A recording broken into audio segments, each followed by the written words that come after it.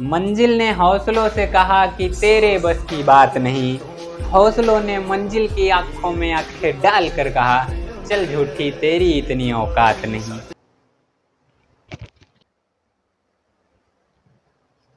जय हिंद दोस्तों, उम्मीद है आप सभी एकदम तंदुरुस्त हैं। तो चलिए आज हम केमिस्ट्री का जो दूसरा चैप्टर है वो स्टार्ट करते हैं। चैप्टर का नाम क्या है? इलेक्ट्रोकेमिस्ट्री। इलेक्ट्रोकेमिस्ट्री ये तो केमिस्ट्री की एक शाखा भी हो जाती है। तो यानी कि जो विद्युत रसायन है इसमें पढ़ते क्या चीज़ है, तो ध्यान से समझिएगा। जो रासायनिक ऊर्जा है उसका विद्युत ऊर्जा से क्या संबंध है, दोनों का परस्पर संबंध का अध्ययन किस में करेंगे? वैद्युत रसायन में। पेन कॉपी ले लीजिए और साथ में लिखते हुए भी चलते रहिए आप। तो क्या लिखेंगे? रसायन विज्ञान की वो शाखा जिसके अंतर्गत विद्युत ऊर्जा का रासायनिक ऊर्जा से परस्पर संबंध का अध्ययन करते हैं, उसी को क्या कहते हैं? वैद्युत रसायन। क्लियर? इसमें देखेंगे कोई सेल हो गया तो उससे कैसे विद्युत ऊर्जा उत्पन्न होती है, या उसमें विद्युत ऊर्जा प्रवाहित जब करते हैं तो कैसे रासायनिक अभिक्रिया हो जाती है, ये हम इसी चैप्टर में देखेंगे। तो इस चैप्टर का जो पहिल का एकदम शुरुआत का शुरू का पहिल का जो हेडिंग है उसको कहते हैं इलेक्ट्रोड। क्या कहेंगे? इलेक्ट्रोड। तो इसका हिंदी अंग्रेजी दोनों का दोनों सेम है। तो अच्छा, अब हम समझ लेते हैं इलेक्ट्रोड होता क्या है। ये समझने से पहले आप ये जान लीजिए, ये जो इलेक्ट्रोड होता है ना, ये दो चीज़ों का बनाया जाता है। एक तो आपका कोई ठोस हो गया और दूसरा कोई गैस हो गया। हाँ जी, सही में कोई गैस हो गया तो उसका भी इलेक्ट्रोड बनता है। कैसे? अभी अगवा बता रहे हैं। ठोस में हम कोई धातु ले लिए, ज़्यादा करके क्या लेते हैं? धातु। ठीक है। अब आपको मान लीजिए चाहे जिसका इलेक्ट्रोड बनाना है, लोहा का बनाना है लोहा ले लीजिए, जिंक का बनाना है जिंक ले लीजिए, कापर का बनाना है कापर ले लीजिए, जिस धातु का बनाना है वो धातु ले लीजिए, उसी के लवण के विलयन में डुबो दीजिए। ठीक। अब जैसे उसी के लवण के विलयन में डुबोएंगे, अब आपका इलेक्ट्रोड बनना स्टार्ट हो गया है। जैसे हम क्या कर रहे हैं, किसी ठोस का इलेक्ट्रोड बना रहे हैं। तो देखिए ये एक को हम बर्तन ले लिए, ये कोई बर्तन हो गया। अब हमको जिंक का इलेक्ट्रोड बनाना है, तो सबसे पहले क्या करेंगे, आप जिंक की छड़ ले लीजिए। तो जिंक की छड़ लिए और ये जिंक की छड़ इसी में डुबो दिए। अब ये किसकी छड़ है? तो ये है जिडेन की छड़। कंडीशन ये है कि जिसकी छड़ रहनी चाहिए यहाँ पर उसी के लवण का विलयन भी रहना चाहिए। यानी ये छड़ किसका लिए आप? जिंक का। तो ये जो विलयन है ये भी किसका होगा? जिंक का ही। तो ये जिंक सल्फेट विलयन ले लिए। अब मजा आने वाला है। देखिए, जैसे ही जिंक धातु की छड़ जिंक सल्फेट के विलयन में बोर दिए मीन्स डुबो दिए। ठीक। तो अब इस धातु पर कोई ऋण या धन आवेश आ जाएगा और समान मात्रा में इस विलयनवा में विपरीत आवेश आ जाता है। समान मात्रा जैसे मान लीजिए अंदर आ गया 1 2 3 4 5 6 7, 7 ठो ऋण आवेश आ गया, तो इसके बगलिया विलयन में 7 ठो धन आवेश भी आ जाएगा। कई गो आएगा? 7। यानी अच्छा, अब परिभाषा क्या लिखेंगे इलेक्ट्रोड की? तो देखिए इलेक्ट्रोड में क्या किए, हम जिंक की छड़ लिए, इस विलयन में डुबो दिए। यानी जब किसी धातु की छड़ को उसी के लवण के विलयन में डुबोया जाता है तो छड़ पर धन या ऋण आवेश आ जाता है, तथा विलयन में समान मात्रा में विपरीत आवेश आ जाता है। इस अवस्था में इस धातु की छड़ को ही इलेक्ट्रोड कहते हैं। कितना सरल, देखो, सिंपल, वेरी सिंपल। इसी तरह आगे वाला भी समझते हैं। तो अब आप लोगों को हम होमवर्क दे देते हैं, आप लोग कापर का इलेक्ट्रोड बनाइए। क्या करेंगे? कापर का छड़ लीजिए, कापर का विलयन लीजिए, डुबो दीजिए, बन गया। अच्छा, ये तो था ठोस का। जहाँ ना समझ में आए तो कमेंट करके बताइएगा, वो भी बता दिया जाएगा।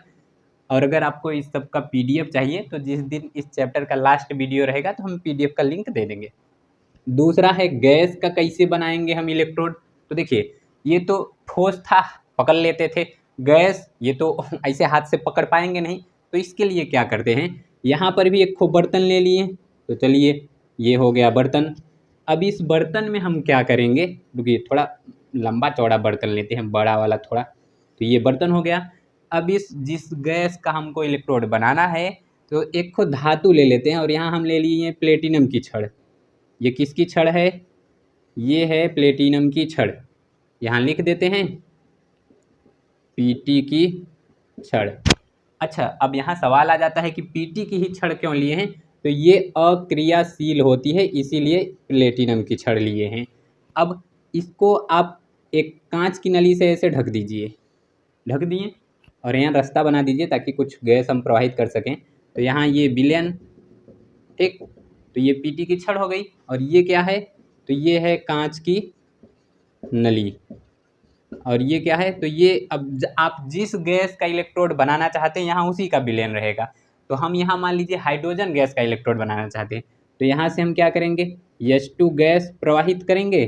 तो ये जो है अंदर विलयन किसका है, HCl, यानी हाइड्रोजन का ही लवण का विलयन है। तो जैसे ही H2 गैस यहाँ प्रवाहित करेंगे तो ये जाकर यहाँ यहाँ ऐसे ओरे ओरे ऐसे चिपक जाएगी, ठीक, ऐसे क्या हुई, तो इसी तरह से पूरे इलेक्ट्रोड पर ऐसे चिपक गई। अब ये जो हाइड्रोजन गैस आई है, अगर ये इसके अंदर तक प्रवेश कर जाता है तो उसको कहते हैं अवशोषण, लेकिन वो तो बाहरवहीं तक है। तो जब कोई चीज़ बाहर, जैसे बाहर तक ही रहे तो उसको अधिशोषण कहते हैं। जैसे यही मार्कर ले लीजिए, इस मार्करमा को हम जाएँ पानी में डुबो दें तो जो पानी के मालिक्यूल है क्या इसके अंदरमा घुस जाएंगे, नहीं ना, तो वो पानी का अधिशोषण है। लेकिन अब इसी की जगह हम कोई सोख्ता ले लें, कपड़ा ले लें, जाके पानी में डुबो दें तो वो तो पानी जो है कपड़ा के अंदर अंदर तक जाएगा ना, इसको अवशोषण कहते हैं। तो जब अंदरवा तक एकदम हिल जाए अवशोषण, ऊपर ही ऊपर केवल सतह पर ही रहे अधिशोषण। तो इस प्लेटिनम पर क्या हो जाएगा, हाइड्रोजन का अधिशोषण। अब ये प्लेटिनम इसमें डुबो दिए, यानी HCl के विलयन में डुबो दिए, तो अब यहाँ पर कुछ ऋण या धन आवेश आ जाएगा, विलयन में विपरीत मात्रा में आवेश, समान मात्रा में विपरीत आवेश आ जाएगा। तो ये किसका इलेक्ट्रोड बनकर तैयार हो गया, गैस का। यानी इलेक्ट्रोड किसे कहते हैं, तो जब किसी धातु के छड़ को उसी के लवण के विलयन में डुबोते हैं तो धातु पर धन या ऋण आवेश आ जाता है और विलयन में समान मात्रा में विपरीत आवेश आ जाता है। इस अवस्था में इस छड़ को ही क्या कहते हैं, इलेक्ट्रोड। क्लियर, अंग्रेजी में भी इसका क्या नाम है, इलेक्ट्रोड। अगर अब आप अगला हेडिंग देखना चाहें तो अगला हेडिंग क्या हो जाएगा, इलेक्ट्रोड के प्रकार। तो चलिए समझ लेते हैं। अब इसी का हम देखते हैं प्रकार। प्रकार में ये कितना प्रकार का होगा, तो 2 प्रकार का। देखिए बड़ा सरल सरल है जी। एक हो जाएगा एनोड और दूसरा हो जाएगा कैथोड। यानी इलेक्ट्रोड कई प्रकार का, 2 प्रकार का। कौन, एनोड और कैथोड। अच्छा, एनोड किसे कहेंगे, तो जिस भी इलेक्ट्रोड पर क्या होगा, ऑक्सीकरण, उसको क्या कहेंगे, एनोड। और जिस भी इलेक्ट्रोड पर क्या होगा, अपचयन, उसको क्या कहेंगे, कैथोड। कितना सिंपल। अच्छा, अब मान लीजिए बहुत लोग है ऑक्सीकरण अपचयन जानते हैं, बहुत लोग नहीं जानते। तो जो लोग एकदम नहीं जानते हो, चलो ध्यान से देखो, जो लोग जानते हो वो लोग औरों ध्यान से देखो जी। ऑक्सीकरण का मतलब होता है ना, ऑक्सीकरण संख्या, एक शब्द समझो। ऑक्सीकरण संख्या मतलब कोई भी जो धातु है या कह लो जो आयन है उस पर कितना चार्ज है, यानी प्लस में है तो उसका ऑक्सीकरण संख्या प्लस में, माइनस में है तो उसका ऑक्सीकरण संख्या माइनस में। जैसे यहीं समझो, ये क्या है, Na ऐसे लिख दिए प्लस, कहें इसका ऑक्सीकरण संख्या बताओ तो देखो प्लस है ना, तो ऑक्सीकरण संख्या प्लस, और कितना है, एक, एक का ही प्लस है तो प्लस 1 रहेगा।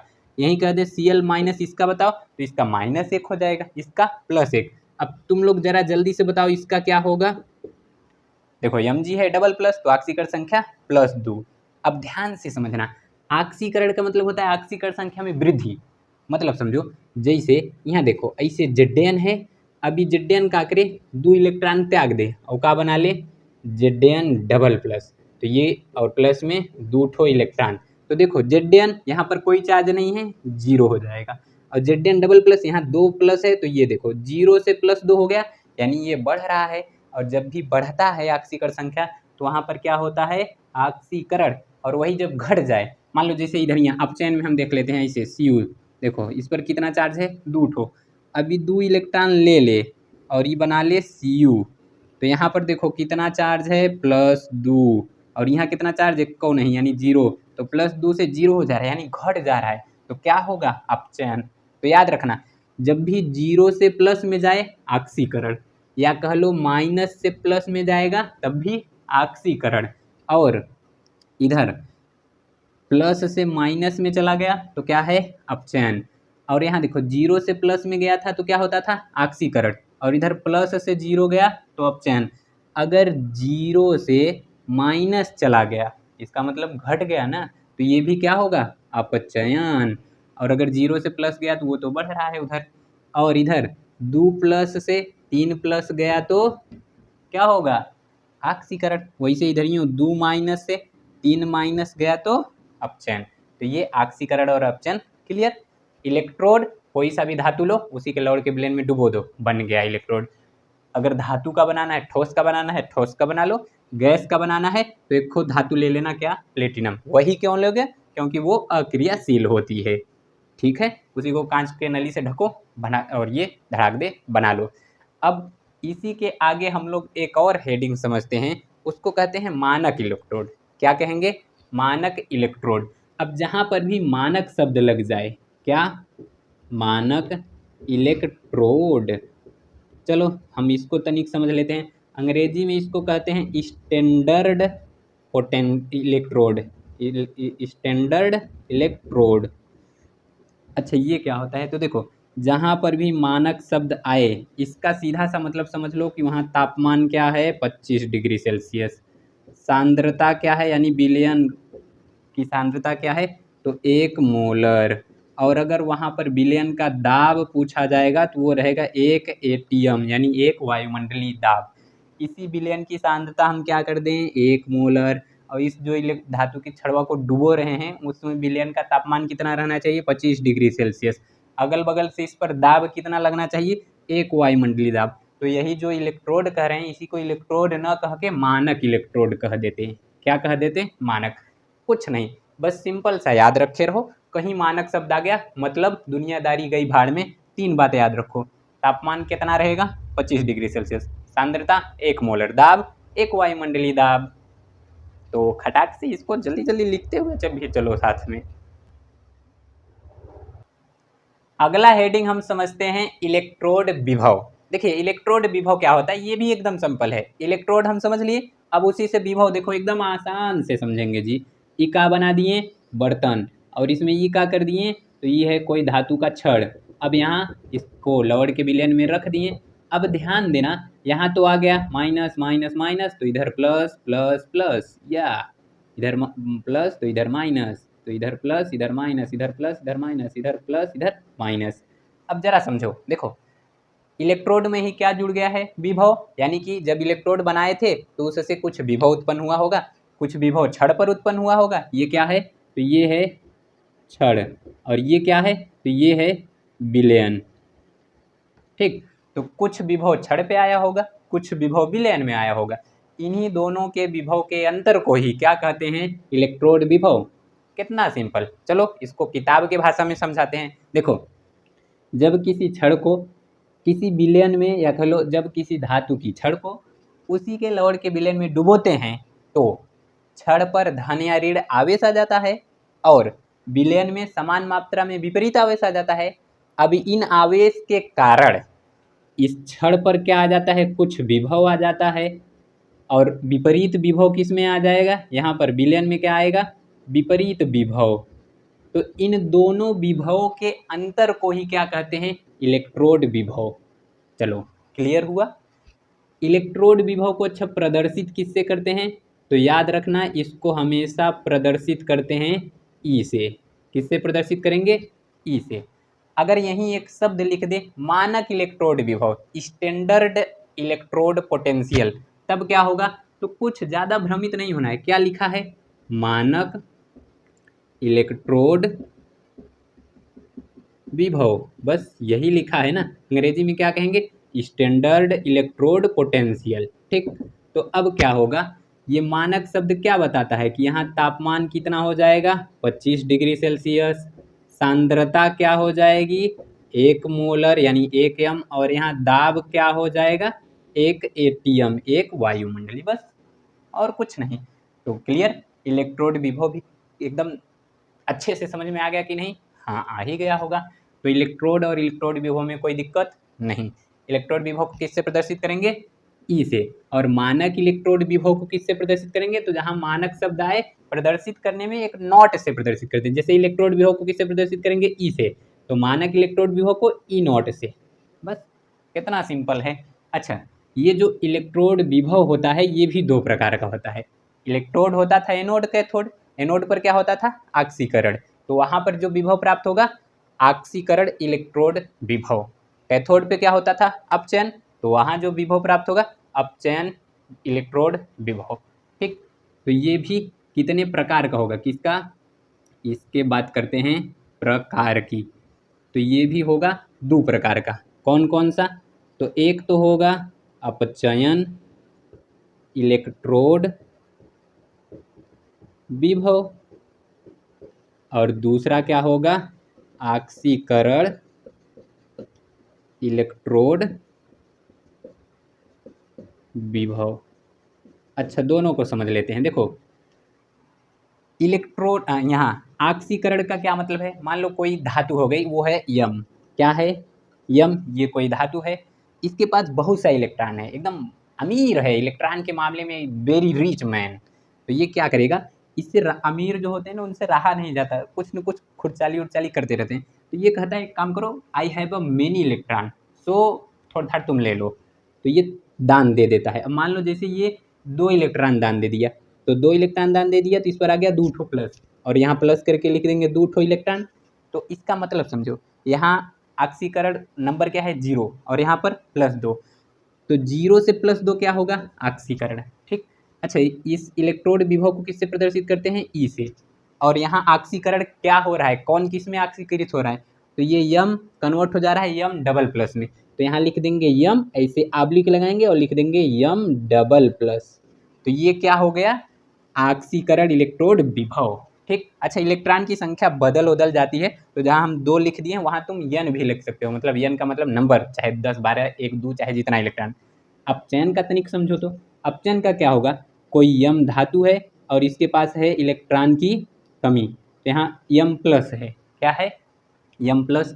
अब इसको हम एक खो इलेक्ट्रॉन दे दिए, अब खुश हो जाएगा, इलेक्ट्रॉन लेकर बन गया यम, एकदम मगन हो गया।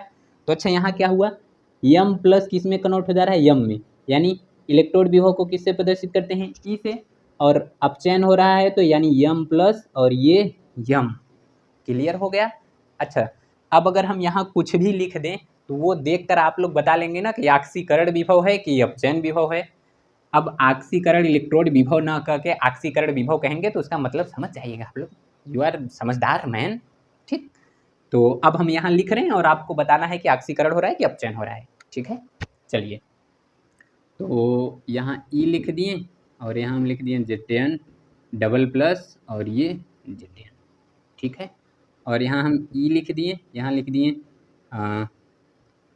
Cu डबल प्लस और इधर Cu। ठीक, अब अच्छा यहाँ हम डबल प्लस इधर लिख दे रहे हैं, तो देखिए यहाँ कोई चार्ज नहीं यानी 0 और इधर प्लस, तो 0 से प्लस मतलब ऑक्सीकरण, तो यहाँ जो विभव है वो क्या है ऑक्सीकरण विभव, तो ये क्या हो गया ऑक्सीकरण विभव। अब ध्यान दीजिएगा, और ये क्या हो जाएगा प्लस है फिर 0, यानी कि यहाँ अपचयन हो रहा है, तो यहाँ पर क्या होगा अपचयन और इधर विभव। ठीक, अब यहीं एक खूब बात याद रखिएगा, अगर ऑक्सीकरण विभव को हमको अपचयन विभव में बदलना है तो इसके पहले जो ये दिया गया है इसी को उल्टा कर दीजिए, यानी प्लस वाले को पहले कर दीजिए इसको बाद में, यानी यहाँ क्या हो जाएगा ई है और यहाँ Zn, तो ये प्लस वाला यानी डबल प्लस को पहले ला लीजिए और इसको Zn को बाद में, तो ये क्या हो गया, ये हो गया अपचयन विभव। क्या है ये अपचयन विभव।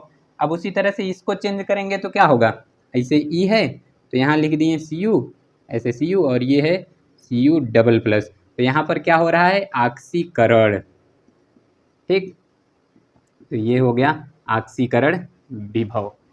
ठीक है, अब मान लो जैसे जैसे ये अपचयन विभव है, इसका मान दे दिया गया, अपचयन विभव का मान यहाँ पर कितना दे दिया गया है, तो यहाँ मान लेते हैं हम दे दिया है इसका मान 0.76 वोल्ट।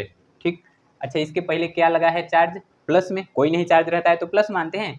अब ये तो ऑक्सीकरण विभव है, अगर इसी को हम कहें अपचयन विभव में चेंज करो तो उसका ये है अपचयन विभव और ये है मान, तो जैसे यहाँ पीछे वाले को आगे किए हैं आगे वाले को पीछे कर दिए हैं, यहाँ पर बस साइन चेंज कर देते हैं, मान में बस उसका जो भी साइन दिया रहेगा प्लस दिया रहेगा माइनस कर देंगे, माइनस दिया रहेगा प्लस, और वैल्यू जो है वो सेम का सेम रहेगा।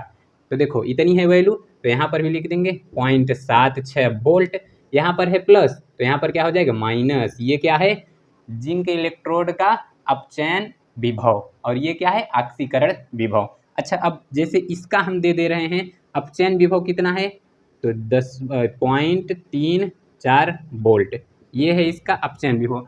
अब यही इसका ऑक्सीकरण विभव जब करेंगे तो क्या करेंगे, यहाँ प्लस है तो यहाँ क्या करेंगे माइनस लगा देंगे, ये है इसका ऑक्सीकरण विभव। क्लियर है कि नहीं? तो चलिए अब आप लोग बताइएगा और कुछ आप लोगों को होमवर्क भी दे देते हैं।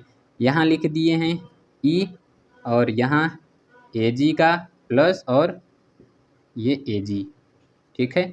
इसी तरह ये पहले का है, दूसरा ई लिख दिए, यहाँ Fi डबल प्लस का Fi ट्रिपल प्लस में, ये तो डॉट हो गया। तीसरा यहाँ हम ई लिख दिए Mg डबल प्लस का किस में चेंज हो जा रहा है Mg। आपको बताना है कि यहाँ हो क्या रहा है, यानी ये कौन सा विभव दिया है और उसका उल्टा विभव, जैसे मान लीजिए ये दे दिया था तो क्या हो रहा था ऑक्सीकरण विभव, तो इसको आपको इसके उल्टे में यानी अपचयन विभव में चेंज करना रहेगा तो ये बना लेंगे। उसी तरह यहाँ पर आप इन सबको कन्वर्ट करके बताना रहेगा, ठीक है। तो जल्दी जल्दी झटाझट इन सबको छाप लीजिए।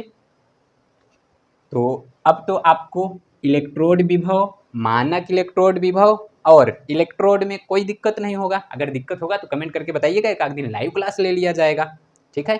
तो जल्दी जल्दी इसका फोटो कॉपी कर लीजिए। तो अब इतना पढ़ ही रहे हैं तो चलिए इसी लागे हम पढ़ लेते हैं सेल क्या होता है। तो देखिए ये जो सेल है ना, ये एक खो युक्ति होती है। क्या होती है? युक्ति। यानी युक्ति मतलब कह लीजिए कि ये एक मशीन है। क्या है? मशीन। अच्छा, ये युक्ति करेगी क्या? तो ये युक्ति ऊर्जा परिवर्तन करती है। क्या करेगी?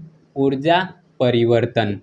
यानी कि अगर आपका रासायनिक ऊर्जा है तो ये उसको विद्युत ऊर्जा में बदल देगा, और अगर विद्युत ऊर्जा है तो उसको रासायनिक ऊर्जा में बदल देगा।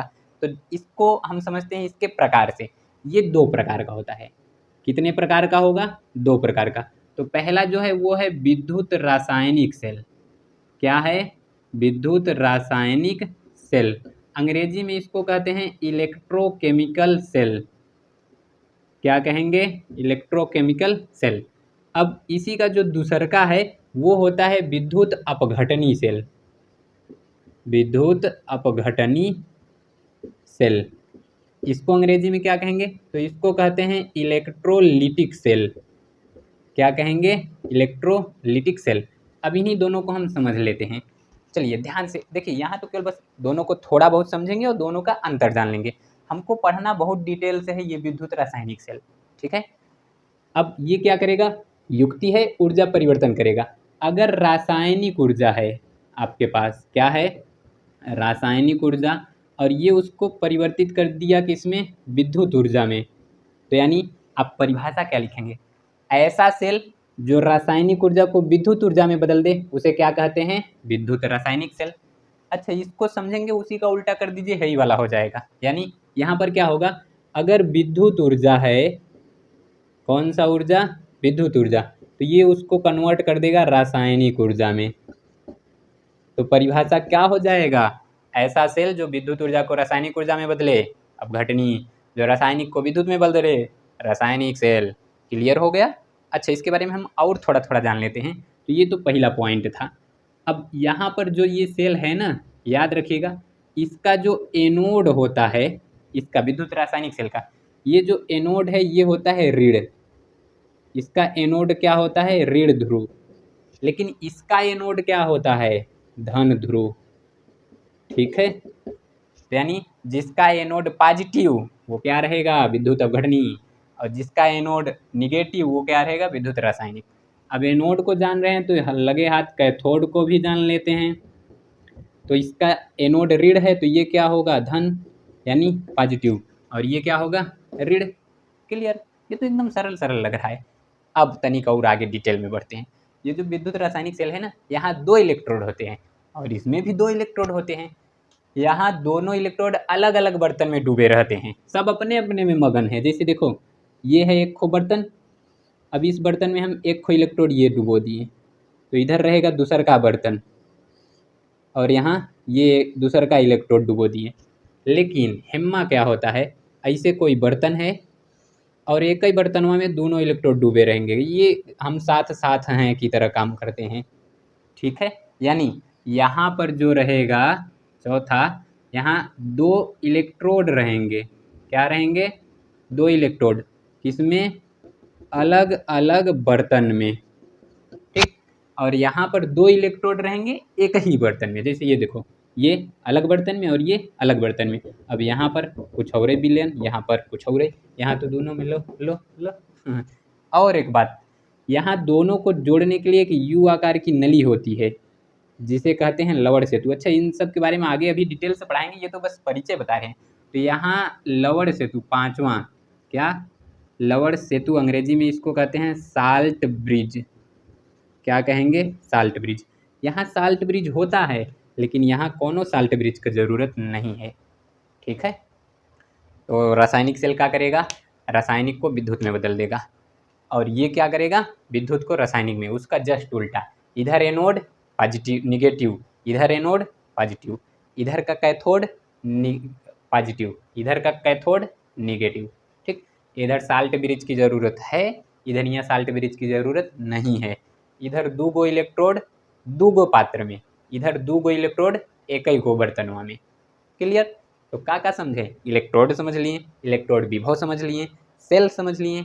2 प्रकार का सेल होता है। ये जो विद्युत रासायनिक सेल है ना, इसकी खोज मजे वैज्ञानिक मिल के किए। तो एक खो बोल्टा किए थे, तो इसी का नाम दे दिए बोल्टीय सेल। क्या नाम दे दिए? बोल्टीय सेल। अब इनके अलावा और वैज्ञानिक आए, तो वो अपने अपने नाम से, एक वैज्ञानिक गैल्वेनी थे, तो वो इसी का नाम दे दिए गैल्वेनी सेल। क्या नाम दे दिए? गैल्वेनिक सेल, ठीक। तो बोल्टीय सेल, गैल्वेनिक सेल, ये किसका दूसर का नाम है? दूसर का तीसर का नाम है विद्युत रासायनिक सेल का ही, ठीक। इसी का एग्जाम्पल क्या है? तो इसी में हमको बहुत डिटेल से पढ़ना है डेनियल सेल, और इसके बारे में बताया जाएगा अगले वीडियो में, ठीक है।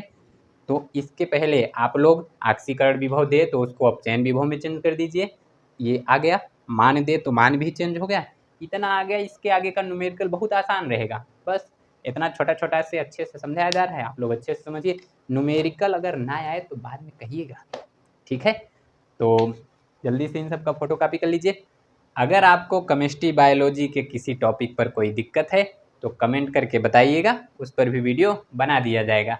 स्टडी मटेरियल चाहिए, चाहे CBSE बोर्ड हो या UP बोर्ड, इस नंबर पर आप व्हाट्सअप करके स्टडी मटेरियल यानी वही PDF मंगा सकते हैं।